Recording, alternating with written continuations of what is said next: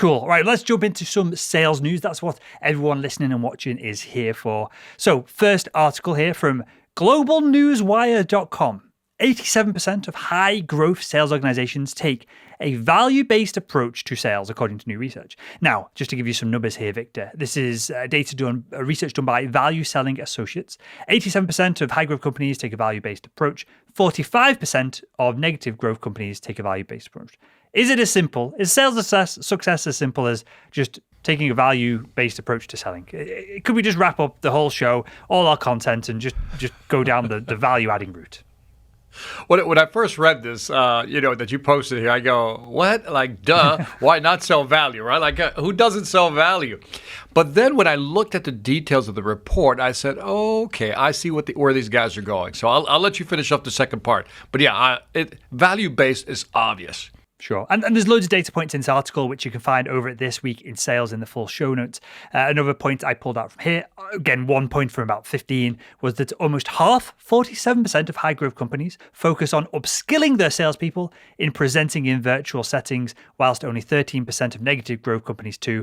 And my conclusion from a lot of this data that they've pulled out here is that high growth companies care about the employees, they're training them, they're giving them the tools to succeed, and that's what's making them a high growth company. Is that a reasonable conclusion? Yeah. When I read the data, I go, okay, so essentially, positive-minded companies basically see the value in training. Negative-minded companies don't. That's really the whole article. But some of the data points were, rather interesting.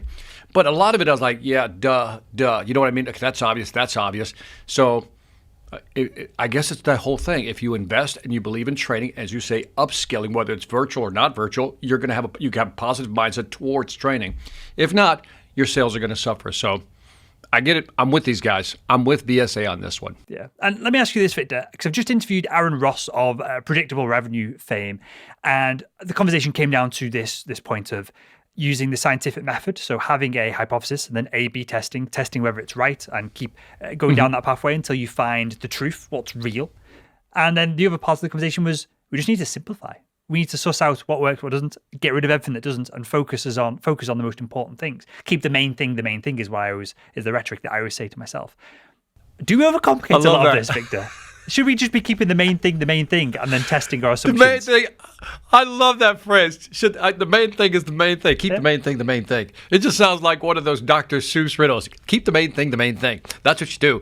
First of all, the A/B testing, that's an obvious one there that you're going to have to try to figure it out. But I do think when you're talking about, and I love when you always say suss out, that we have to suss out what we don't do and do not need. Because I think, and we should find some numbers on this, well, maybe for the next podcast, that, when we look at technology stacks, are we just relying too much on technology and overcomplicating the process? Mm-hmm. In other words, sales at its very essence is still two people essentially talking, seeing if there is a value exchange, and if there is, let's do this. But sometimes I think we get layered with technology that we're moving farther away from people than closer.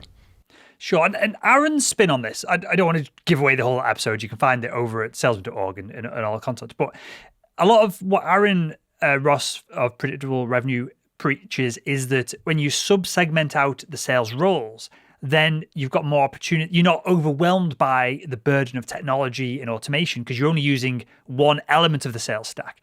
So things become more streamlined and more humanized when you do split out the roles like that, as opposed to me and my background in medical device selling, where I had to prospect, close deals, account manage, customer success, expand accounts, all this stuff.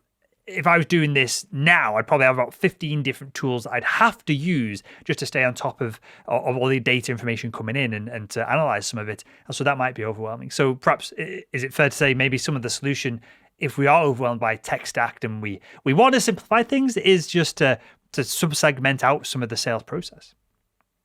You bring up a very good point, is that if you were to do a before and after comparison of, I don't want to say pre-technology because we've always had technology in the last 10 to 20 years, but let's say the last 10 to 20 years, 10 years, if you look at the technology stack 10 years ago versus the technology stack today, and then lay out the sales process and see where you would need all these different products, it would be interesting to compare the difference and the effectivity of both before and after. Do you know what? Are more tools really making us more efficient? I like what Aaron's doing. He's talking about, let's just partition out what's in that sales process, and then whatever tools are needed for that particular role, that's the only technology you'll use. But then the other extreme of that is that maybe you're too focused.